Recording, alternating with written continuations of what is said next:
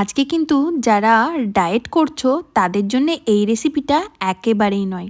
আজকে আমি বানাচ্ছি বাড়িতে স্পেশাল গাজরের হালুয়া।